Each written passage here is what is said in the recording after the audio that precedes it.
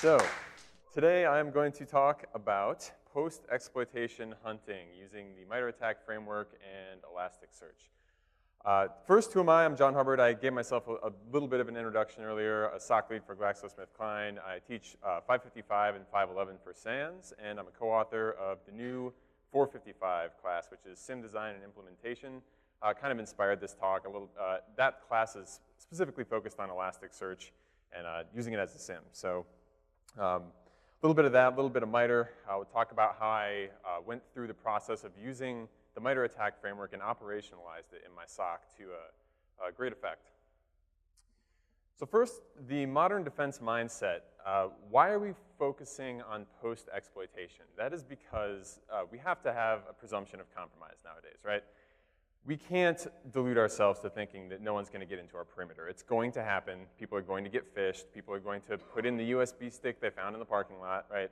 This stuff happens, but it's not over when that happens. There's a lot of stuff that has to churn when the attackers get that initial access before true damage is done. So what we're talking about here is putting up a detection-oriented defense for stuff that's already got past the perimeter, but still has time before big impacts are caused on our organization. So we have to put up a detection-oriented defense to try to catch this stuff before it actually affects us. We have a hunt team to do that. We saw a great presentation on how we can implement hunt teams. We're going to have them go through and looking for evidence of post-exploitation under the assumption that people are indeed in the environment. There was the question about how do we know if our hunt team's just not finding anything or the environment's clean. Does anyone here know that their environment's clean? Probably not, right? Your hunt team's just not finding it. That's the answer in my opinion. There's always something, right? Whether or not it's APT or whatever. So we're going to be focusing on post-exploitation. Prevention is ideal, detection is a must. That's the slogan that we're going for here. We have a lot of challenges involved in this. How do we collect the logs? How are we physically collecting them from the endpoints? There's multiple options for that. Which logs do we need to collect? How do we parse and enrich them? If we can't parse and enrich the logs, they're not very useful to us. So we have to talk about how we do that and how important that is. And what do we actually look for in that mountain of data? Because we truly do have a mountain of data from numerous different sources. So first, how do we collect logs? I'm interested in Elasticsearch primarily because I'm seeing a trend of a lot of companies pick it up. Maybe not as their primary SIEM, sometimes yes, sometimes no. It can be a secondary SIEM. But it is a search engine if you're not familiar with it. And if you think about how fast Google can search, I don't know how many terabytes, like petabytes, whatever it is, tons of information very fast. That is what we want our SIEM to do, so it's an interesting package to kind of supplement your SIEM or actually be your SIEM. For those who aren't familiar with it, the basic thing you need to know is it takes your logs, you put them into LOGSTASH. LOGSTASH pre-parses and enriches those logs in any way that you want, and then it puts every field into an indexed Elasticsearch storage mechanism, right? Any single field you can search equally fast. This is different than normal SIEMs. So it can search things very quickly, of course with the caveat that you have to do the work on the front end first of parsing and enriching everything that you want. Now, you don't have to have this as your primary setup. Most people don't. Some people are going in that direction. But this is one thing that we do see a lot. We have the compliance SIEM, the coffee break SIEM, as Justin called it. Who here has sat for more than a minute waiting on their results for their SIEM, right? What about more than an hour? Yeah, what about more than a day? Yep, still hands, right? That's insane. Speed is critical for incident response, and Elasticsearch excels at that. So even if you're just supplementing what you have currently, it can be an interesting add because it is free to do. And you can put LOGSTASH in front in your log pipeline and have it just kind of Y the logs out, split them between the two options. You can have it add enrichment and do things and have a tactical SIEM and the compliance SIEM, coffee break SIEM, whatever you currently have. It can be a free upgrade to your capabilities. As a SIEM, yes, it's not a SIEM out of the box, but it can collect logs, parse, search, and add a lot of value to your hunt team. It can do these things very quickly. It works at the speed of analysis. So if you're thinking of a question, it can answer most searches in seconds or less. It is very quick. We just went through an RFP with a number of SIEMs, and we did a bunch of tests, and it would take minutes for certain queries to finish that literally took 1 second in Elasticsearch. So in that respect, it is actually an enabler of something that you may not be able to do currently. Okay, so which logs should we collect? This is where visibility is the most important for post-exploitation. If you need to find someone moving around inside your environment, you have to obviously have good view of your endpoints. Now, we all know the log channels, the security system, and the application logs. But how many here are pulling in PowerShell logs? Not as many hands, right? Think about how many attacks are going through PowerShell nowadays. If you don't have PowerShell logs, you are missing a large portion of possible attacks. And the big trend in attacking right now, PowerShell Empire, and a lot of in-memory stuff is completely PowerShell. And if you don't have these logs, you're going to miss that stuff. Sysmon, we talked a lot about Sysmon. That one's super important. You need to have a filtered setup for that. We talked about Swift on Security's version of that. Great place to start. Auto-run items. That's an interesting one. Anyone have auto-runs in their SIM? How do you do that? Yeah, so a couple people have it. What if you were to run the auto-runs program, the sysinternals tool that enumerates your endpoints, output what it finds in a CSV format, have this done as a scheduled task, diff it with the day before, and then send in with your log agent, pick up that file, send it into your SIM. Now you know anytime an auto-run changes on one of your endpoints, and you can actually collect that and look for the weird things that stick out, or just collect all of them in general. Some of that stuff is super important as an endpoint log to pick up. App Locker, of course, anytime there's a weird binary, it can help you find that stuff. To pick it up, we have agents. Beats is the agent that works best with Elasticsearch as a particular SIM-specific solution. But there's also other things, NXLog and Snare, and every SIM has their own thing. We have WinCollect and Splunk Universal Forwarders. But there's other ways of doing it that don't involve an agent for the SIM specifically. There's Windows Event Forwarding. A lot of people cannot install agents, so if you don't have the ability to install a specific agent, know that that is available. If you Google it, you'll find out how to do it built into Windows. Kind of the same with Linux. We have rsyslog, syslog-ng, that can send in those logs for you. For cloud environments, we have scripts and APIs that need to be called. But this information is crucial to have from the endpoint because there's a lot of things that you can see from the endpoint that you can't see from the network, like what type of process is actually making network traffic, things before they're encrypted, things like that. To catch post-exploitation, what we're primarily looking for in our host-based logs is authentication traffic. Who's authenticating, from where, to where, what account are they using? That's the super important stuff because as someone gets into the network from the perimeter, they're going to start at one point and then they're going to have to pivot around.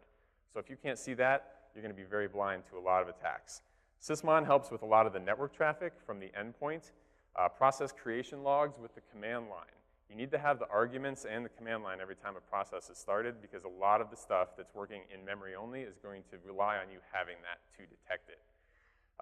Process creation auditing can be done with Sysmon or via built-in Windows options. So there's a 4688 is the event ID. You can turn it on. Advanced auditing in Windows is available. Auto-run scripted, I mentioned. PowerShell logs, there's 3 different ways to do that. FireEye has a great article called Greater Visibility through PowerShell logging if you're interested in looking up how to do that. But the short story there is you can actually get a transcript of every single thing that's typed in a PowerShell session. So if an adversary is in there using PowerShell Empire, you'll have an exact copy as if you're looking over their shoulder. And there's 2 other versions of logs that you can get to that go in even more detail than that. Then there's the network service side. So we need to have our host logs, but we also need to see the network. And we need to see the network not only at the perimeter, but also on the inside. Because as they pivot around, right, maybe you catch them on the perimeter, and that's great, but a lot of times you won't. And at that point, now we need to see as they start to privilege escalate from their user to an admin, to a domain admin, to move around on your servers, that stuff is absolutely crucial. To see some of that stuff, we highly recommend Bro. Bro makes it very easy to get standardized logs for every version of software that you're running. So if you're running IIS and Apache, Nginx, all of those can be logged in one standard format from a centralized location with Bro. It makes it very, very easy to pick stuff up. If you've never looked into Bro, I highly recommend you do that. SSL certificates, it can also track. You do not need to be able to decrypt SSL to detect badness that is encrypted. If you have the information outside of a certificate that is not decrypted, you can still see the domains that something is talking to, and a lot of times the fields in a certificate are filled in a way that is very randomized and obvious that it's bad. So if you are not pulling out certificate information, you're missing information. Bro can help you do that. For post-exploitation specific evidence, what we're looking for here is command and control traffic. that repetitive activity going to domains that maybe you don't recognize, or you know, odd amounts of posting or getting or whatever it may be. But more importantly, the unexpected internal to internal traffic. So you have those subnets for maybe your HR, your finance, and your engineering department. If you can't see someone move from any given department to another one, which would normally be not done, but in an attack scenario is, you're not going to be able to find that. So you have the person who originally gets infected moving all around. If those things aren't logged as they move around, now you've handicapped yourself, right? You can't see what's going on until the last second when they're now exfiltrating data out. So that internal visibility from inside to inside is going to be absolutely crucial for this. Password spraying, guessing and brute forcing, all of that's going to fall under network traffic that you can easily see if you have it logged correctly. Internal firewall denies. If you have outbound firewall deny, that's another one that you can see when they try to exfiltrate any kind of data. They'll hit the firewall. It can be used as a detection. LOGSTASH is an interesting log aggregator. Many of us are used to a SIEM that just takes in the logs and pushes them into the storage, right? And you do the parsing later. LOGSTASH has to do the parsing at that time. You can use it to actually enrich logs in arbitrary ways.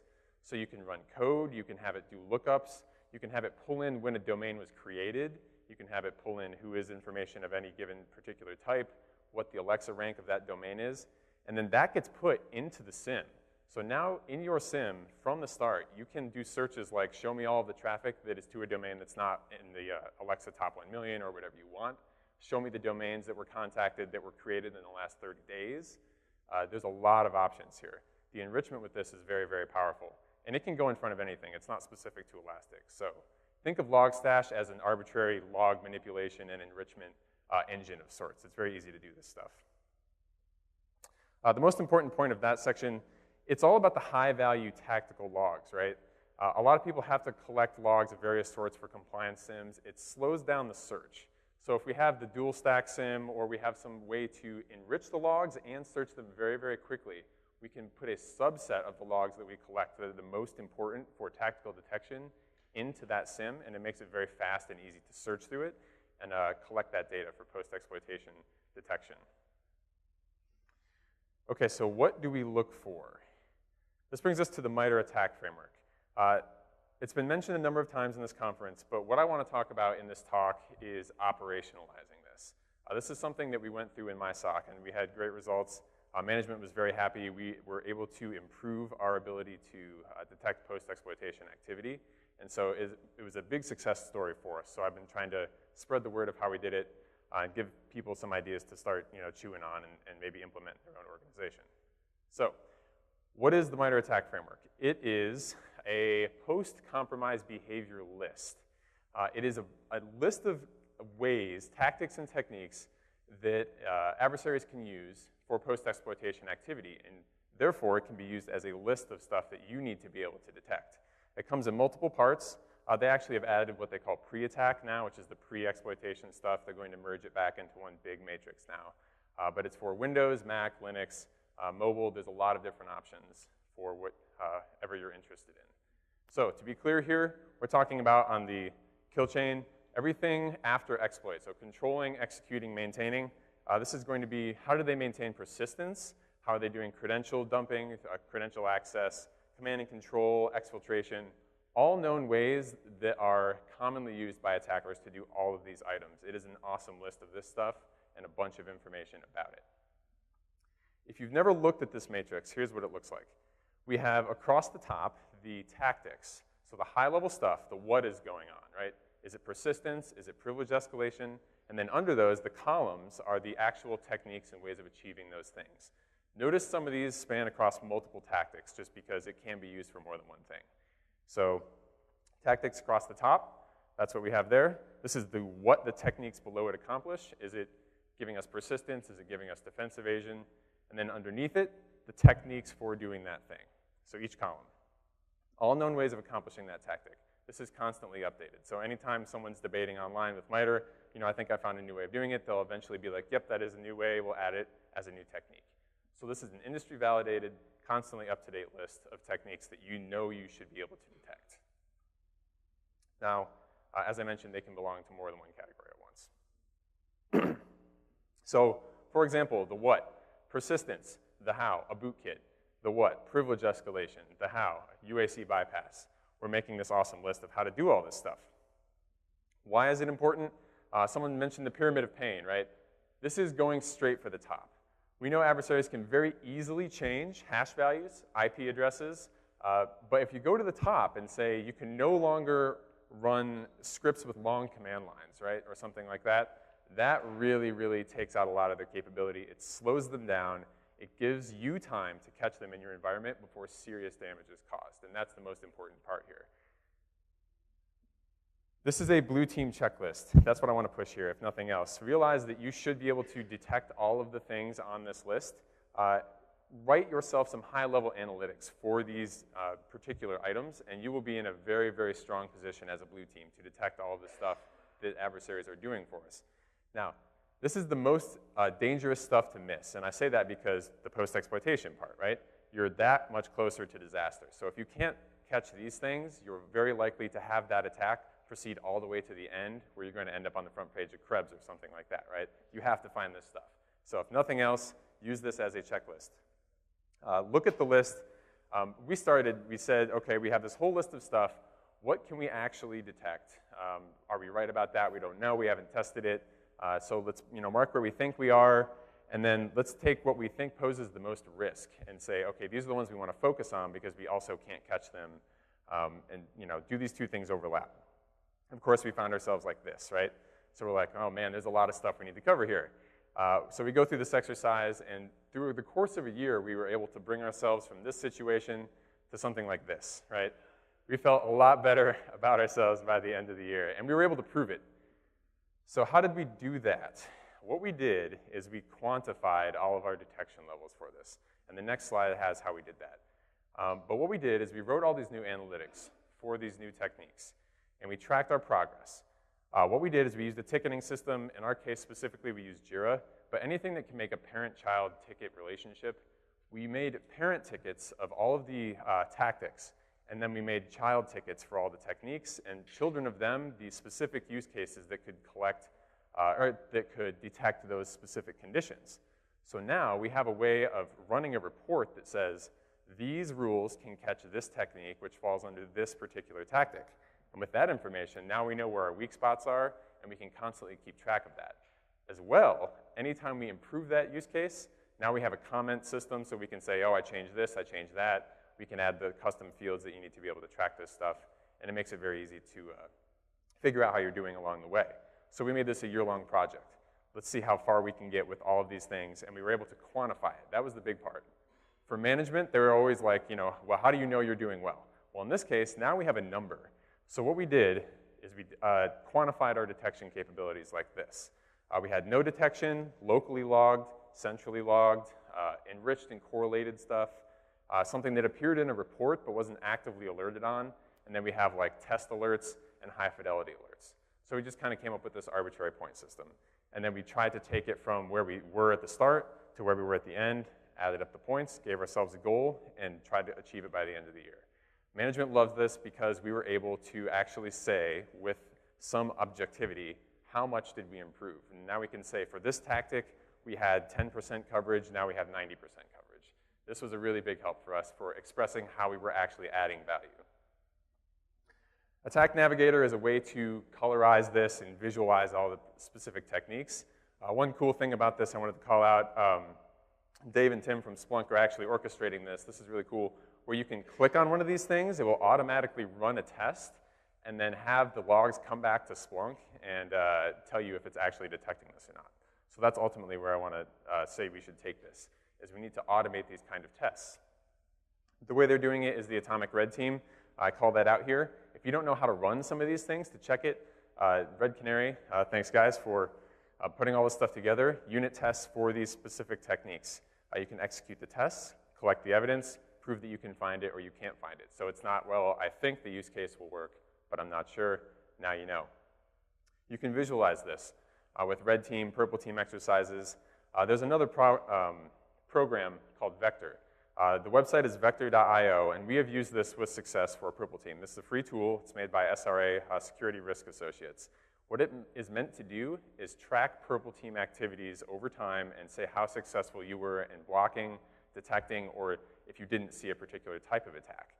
You sit there with the red team and blue team together. Red team launches an attack. They say, I just launched this attack. You record the result, and then you have multiple snapshots over time of how your blue team is actually doing. It's been very, very effective for us.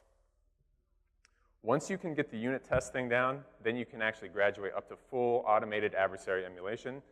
When you get up to that level, Caldera from MITRE can do that, and Uber also released one of their tools that they use for this called Meta.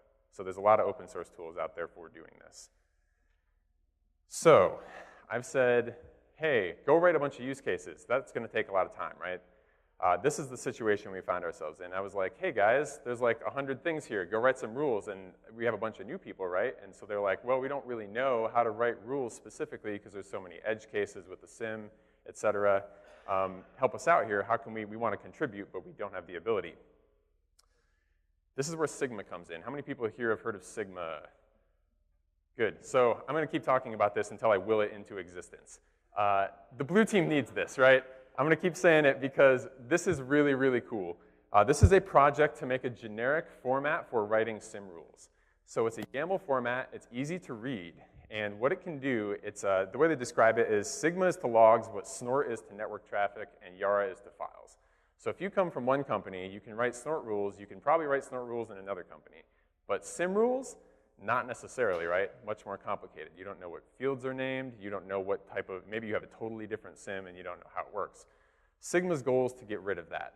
So you write a specific YAML file and it can work anywhere. It converts it to whatever SIM, and then it takes your specific implementation of that SIM and also still makes it work.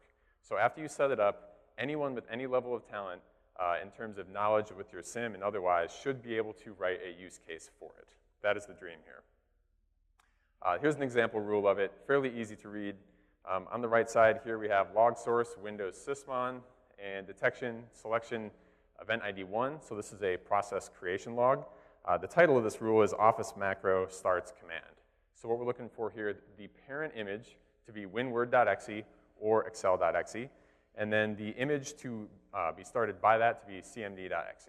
So it's pretty easy to read. You don't have to know anything about what your SIM actually calls these fields. You can implement this as a use case. So it's really cool. It takes someone to set up. It doesn't support all SIMs right now. It supports Splunk and Elastic. I think one company has made their own version of making it work with QRadar, and I'm not sure where it goes past that, but people are constantly developing this. So this is really cool. It gives you a list of text-based use cases that you can use for GitHub or whatever. It comes with a lot of these out of the box in the package. So really cool way of doing that. Okay. Examples. So I set up an Elasticsearch cluster, all free tools, just did the collection I've been talking about in this particular talk. And so here's what it would look like in some of the logs. We're starting off at post-exploitation. So someone has clicked on a macro, right? This happens all the time, every company, all day. Most just Word doc runs, what happens next? So post-exploitation. Adversaries want persistence because they don't want to have to trick someone into clicking a malicious link over and over again or opening a file and saying, yes, I want to run the macro. It's not dependable to do that. So they try to establish persistence. There's a lot of ways to do that. New services, scheduled tasks, and registry run keys, all of these are very common. This is all stuff that would easily be caught by all the logs that I was talking about. So the stuff in the system log, the stuff in the security log, anything from sysmon, it would catch all of this. If you have all of the information for startup items across your entire set of desktops, if you do something like long tail analysis, the odd stuff is going to stick out. The more data you have, the more easy it is to find the weird things, and the people who are infected are going to have the weird things. You will find this stuff. So we do that kind of search in Kibana. Event ID 13, we look in current version run key. There's only going to be one that has something that looks ugly like this. Random name, VBS script, we find the persistence. We can go from there. So what happens next? Persistence is there to run something. So the tactic here is execution. And maybe you have app locker on, that's great. But what is still risky to you? You look through the attack techniques and you find run DLL32, reg server 32, and PowerShell and scripting. These are all whitelist bypasses. So it helps you align what actually works against your organization to what can actually be something you can write a rule for. So we start collecting process creation logs, PowerShell logs. This helps us catch what is left over. Even though we have whitelisting, how are we still getting attacked? This will highlight that and identify it. So sysmon logs, app locker rules, 8002, 8003, 8004. Even if you don't have app locker turned on, putting it in audit mode can say, this thing would have been blocked, but you don't have it in enforce mode. So just so you know, weird thing ran. Still a great detection, right? So in this case, they were using these scripting and PowerShell techniques. We have a VBS script that was run here. We would have evidence of that, and PowerShell as well. PowerShell with a command line that has a super long encoded command in it. If you don't have command line arguments, you will never find this. If you do have command line arguments, it's super, super easy to find a long command line, right? So we can collect that for free, put that in the SIM, that's easy. Run DLL32, here's another one. This would be a whitelist bypass potentially. What we can see here is two different ways of catching that someone was using run DLL32 to bypass whitelisting, running metasploit.dll. 8003 caught with the audit mode app locker, as well as the sysmon log up above there. Then we have PowerShell as a technique. It was reaching out to the internet. That's weird. If you put on the correct filters for sysmon, it will tell you when something that isn't expected to contact the internet or use the network at all is doing that. So we can use that very easily to catch this and identify it. 17 connections on the network. Let's see what was going on there. Sure enough, the event data command line parameter there, PowerShell, web client, download string, and then a shortened URL. What was it? It was probably Mimikatz, because we see the semicolon, invoke Mimikatz, dump creds, right? So now someone is stealing a password. We know it because we have the logs to prove it. Okay, so they have a password. What were they doing with that password? We have our internal network visibility, and we have our host logs. So we can look at this. Where are all the failed logins occurring? We see a spike in them. The yellow spike shows, okay, they were probably spraying these around and trying to figure out where else this particular credential worked. Eventually, they were able to find some stuff because we see some successful logins after that. Great, easy dashboard to make up. Visually identifies when password spraying, password guessing, something like that is in effect. Easy, free to collect. So what happened there?